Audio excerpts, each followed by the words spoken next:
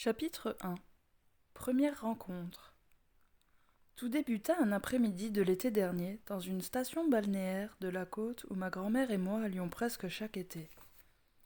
Cette année-là, ma grand-mère avait loué une petite maison de bois tout près de la mer, en bordure du sentier qui menait à la plage. Dans la cour arrière, les grands pins, les bols d'eau, nous fournissaient de l'ombre et nous sentions la bonne brise même lorsque le soleil était ardent. Devant la maison, les plates bandes de fleurs charmaient de leurs couleurs. La saison tirait à sa fin, et nous restions presque seuls à la mer car les estivants étaient maintenant retournés chez eux. Ma grand-mère aimait se rendre à la mer dès les premiers jours de mars. Elle disait que c'était plus tranquille et moins dispendieux. Le jour commençait à tomber et la plage était déserte. J'étais déjà installé sur une haute roche. C'est de là, sur mon observatoire, dans un coin plutôt retiré et tranquille, que j'aimais contempler la mer à cette période de la journée. Je pouvais observer tout à mon aise, les oiseaux qui piaillaient et les vagues qui venaient se briser sur la plage déserte. Soudain, je vis dans le ciel une lumière rouge juste au-dessus de moi. Je crus que c'était un feu de Bengale ou une fusée comme celle qu'on lance à l'occasion du Nouvel An. La chose descendait en changeant de couleur et en lançant des étincelles. Lorsqu'elle fut assez basse, je compris que c'était ni un feu de Bengale ni une fusée, car elle allait toujours en s'agrandissant. Elle en vint à avoir la taille d'un petit avion et même plus. Là, devant moi, cette chose tomba à la mer, à une 50aine de mètres du rivage, sans émettre aucun son. Croyant être témoin d'un désastre aérien, je cherchai du regard un parachutiste dans les airs. Il n'y en avait pas. Rien ne perturbait ni le silence ni la tranquillité de la plage.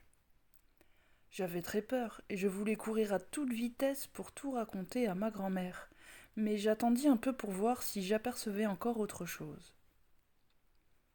Juste au moment où j'allais partir, j'aperçus une forme blanche qui flottait à l'endroit où était tombée la chose, en avion peut-être. C'était quelqu'un qui venait à la nage vers les rochers. Croyant qu'il s'agissait du pilote qui avait survécu à l'accident, j'attendis qu'il se rapproche afin de l'aider dans la mesure du possible. Comme il nageait avec souplesse, je compris qu'il n'était pas blessé. Lorsqu'il fut prêt, quelle ne fut pas ma surprise de constater que c'était un enfant. Il s'approcha du rocher et avant d'y monter, il me regarda avec un air sympathique. Je crus qu'il était heureux d'avoir la vie sauve. Comme la situation ne me paraissait pas dramatique pour lui, mes inquiétudes se dissipèrent. Cependant, je fus définitivement rassuré lorsqu'arrivé près de moi, et après s'être secoué, il me sourit. Son visage était celui d'un enfant et reflétait la bonté et la bienveillance.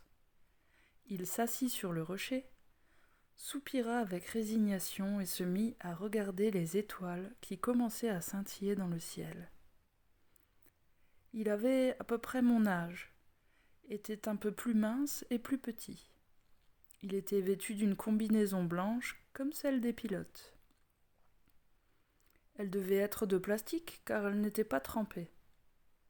Elle se terminait par une paire de bottes blanches aux semelles épaisses, et un emblème doré ornait sa poitrine, un cœur ailé à l'intérieur d'un cercle. Une belle grosse boucle ornait le centre de sa ceinture dorée. On pouvait y voir, suspendus de chaque côté, des genres de petites radios portatives. Je m'assis à côté de lui et nous demeurâmes silencieux un bon moment. Comme il ne parlait pas, je lui demandai finalement ce qui était arrivé. « Atterrissage forcé !» répondit-il en riant. Je trouvai sympathique cet enfant aux grands yeux doux. Son accent étrange me fit supposer qu'il était venu en avion d'un autre pays. Étant donné qu'il n'était qu'un enfant, j'en conclus qu'il ne pouvait être le pilote, car les pilotes sont de grandes personnes. Je lui demandai donc Qu'est-il arrivé au pilote ? Rien, je suis assis à côté de toi. Ah ? J'étais vraiment émerveillée. Cet enfant était un champion. Il avait mon âge et il était déjà pilote d'avion. Ses parents devaient être certainement riches. La nuit tombait et j'avais froid. Il s'en rendit compte car il me demanda : « Tu as froid ? » « Oui. »« Il ne fait pas froid, » me dit-il en souriant. C'est vrai. Je sentis que réellement il ne faisait pas froid. Après quelques instants, je lui demandai : « Que vas-tu faire ? » ? « Accomplir ma mission, » me répondit-il sans cesser de regarder le ciel. J'avais l'impression d'avoir devant moi un enfant important, pas un simple écolier en vacances comme moi. Il avait une mission, peut-être même une mission secrète. Je n'osais pas lui demander de quoi il s'agissait. « N'es-tu pas désolé d'avoir perdu ton avion ? » ? « Il n'est pas perdu. » Sa réponse me laissa perplexe. « Il n'est pas perdu ? Il n'est pas complètement détruit ? » ? « Non. » »« Est-ce qu'on peut le sortir de l'eau pour le réparer, ou est-ce impossible ? » ?»« Oh oui, il peut être sorti de l'eau. » Il me regarda amicalement et ajouta : « Comment t'appelles-tu ? » ?»« Pedro. » Quelque chose commençait à m'agacer. Il ne répondait pas vraiment aux questions que je lui posais, et cela me déplaisait. À mon avis, il se rendit compte de ma contrariété et cela l'amusa. « Ne te fâche pas, Pedro, ne te fâche pas. Quel âge as-tu ? » ?»« 10 ans presque, et toi ? » Il se mit à rire doucement. C'était comme le rire d'un petit enfant qu'on chatouille. Je croyais qu'il voulait m'en imposer parce qu'il était pilote d'avion et que moi je ne l'étais pas. Cela aussi me déplut. Cependant, je dois bien avouer que je le trouvais sympathique et agréable. Je ne pouvais pas vraiment me fâcher contre lui. « Je suis plus âgé que tu peux le croire, » répondit-il en souriant. Il sortit de sa ceinture un appareil qui ressemblait à une radio à piles, une sorte de calculatrice de poche. Il le mit en marche et des signaux lumineux inconnus pour moi apparurent. Il fit certains calculs et en voyant la réponse me dit en riant : « Oh non, non, si je te le disais, tu ne me croirais pas. » C'était la nuit et une magnifique pleine lune illuminait toute la plage. Je regardais soigneusement son visage. Il ne pouvait pas avoir plus de 8 ans. Cependant, il était pilote d'avion. Serait-il plus âgé ? Serait-il nain ? « Crois-tu aux extraterrestres ? » me demanda-t-il à l'improviste. J'attendis un bon moment avant de répondre. Il me regarda avec des yeux pleins de lumière. On aurait dit que les étoiles de la nuit se reflétaient dans ses pupilles. Il paraissait trop mignon pour être réel. Je me rappelai de l'avion en flammes, de son apparition, sa calculatrice avec des signes étranges, son accent, son uniforme. De plus, c'était un enfant, et les enfants ne pilotent pas les avions. « Es-tu un extraterrestre ? » demandai-je craintivement. « Et si je l'étais, cela te ferait peur ? » C'est à ce moment-là que je compris qu'il venait d'un autre monde. J'eus un peu peur, mais son regard était empli de bonté. « Es-tu méchant ? » demandai-je timidement. Ma question l'amusa beaucoup. « Tu es peut-être plus méchant que moi. »« Pourquoi ? » ?»« Parce que tu es terrien. »« Es-tu vraiment un extraterrestre ? » ?»« N'aie pas peur, » dit-il en souriant pour me rassurer. Il pointa la main en direction des étoiles en disant : « Cet univers est rempli de vie. Des millions et des millions de planètes sont habitées. Il y a beaucoup de bonnes gens là-bas, en haut. » Ces paroles produisirent un effet étrange sur moi. Lorsqu'il disait ces choses, je pouvais voir des millions de mondes habités par des gens qui sont bons. Ma peur disparut. Je décidai alors d'accepter sans m'inquiéter le fait qu'il était un être d'une autre planète. Il semblait amical et inoffensif.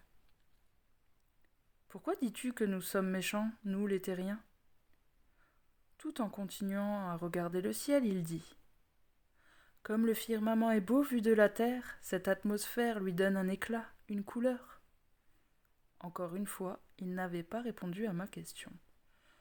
Je me sentis offusquée de nouveau. Par contre, je ne voulais pas qu'il me croie méchant, car je ne le suis pas.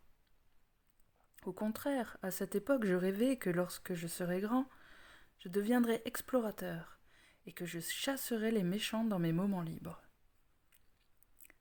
Là-bas, dans les Pléiades, il y a une civilisation merveilleuse. Nous ne sommes pas tous méchants ici. Regarde cette étoile, elle était ainsi il y a des millions d'années. Maintenant, elle n'existe plus. J'ai dit que nous ne sommes pas tous méchants ici. Pourquoi dis-tu que tous les terriens sont méchants ? Je n'ai pas dit cela, répondit-il sans cesser de contempler le ciel. Son regard brillait. C'est un miracle. Oui, tu l'as dit. Comme j'avais élevé la voix, j'avais réussi à le sortir de sa rêverie. Il me faisait penser à une de mes cousines lorsqu'elle regarde la photo de son chanteur préféré. Elle est folle de lui. Il me regarde avec attention, mais il ne semble pas fâché contre moi. J'ai voulu dire que les terriens semblent être moins bons que les habitants de certains autres mondes de l'espace. Tu vois ? Tu dis que nous sommes les êtres les plus pervers de l'univers. Il commença à rire et me caressant les cheveux en disant « Je ne veux pas dire cela non plus. » Je retirai ma tête. Cela m'agaçait encore plus. Je n'aime pas qu'on me prenne pour un idiot, car je ne le suis pas. Je suis un des premiers de ma classe. De plus, j'aurai bientôt 10 ans. Si cette planète est si méchante, que fais-tu ici ? As-tu vu comment la lune se reflète dans la mer ? Il continuait à ne pas s'occuper de moi et à changer de sujet de conversation. Es-tu venu pour me dire de regarder le reflet de la lune ? Peut-être. Te rends-tu compte que nous flottons dans l'univers ?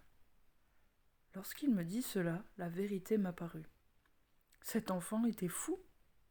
Bien sûr, il se croyait un extraterrestre. C'est la raison pour laquelle il parlait de choses tellement étranges. Je voulus rentrer à la maison. Je me sentis de nouveau contrarié d'avoir cru à ces histoires fantastiques. Il s'était payé ma tête, un extraterrestre, et je l'avais cru. J'étais furieux contre moi-même, non seulement contre moi-même, mais aussi contre lui. J'avais envie de lui donner un bon coup de poing sur le nez. Pourquoi est-il si vilain, mon nez ? J'en avais la chair de poule. Il semblait qu'il avait lu dans mes pensées. Je le regardais, il souriait. Je refusais de capituler. Je voulais croire que c'était purement un hasard, une coïncidence entre ce que j'avais pensé et ce qu'il avait dit. Je ne lui ai pas laissé voir ma surprise. C'était peut-être la vérité, mais il fallait que je vérifie. Peut-être était-il vraiment un être d'un autre monde, un extraterrestre qui pouvait deviner les pensées. Je décidai donc de lui faire passer un test. Je pensais intensément à un gâteau d'anniversaire et je lui dis « À quoi est-ce que je pense maintenant ? N'es-tu pas satisfait des preuves que tu as déjà ? » Je n'étais pas disposé à céder d'1 millimètre. Quelle preuve ? Il étira ses jambes et appuya ses coudes sur le rocher. Regarde, Pedro, il y a d'autres sortes de réalités, d'autres mondes plus subtils, avec des portes subtiles pour les intelligences subtiles. Que signifie subtil ? Avec combien de chandelles ? Dit-il en souriant. Ce fut comme un coup à l'estomac, j'en eus le souffle coupé. Je me sentais idiot et maladroit. Je le priai de m'excuser, mais il continuait à rire sans s'occuper de moi. Je pris alors la résolution de ne plus douter de lui.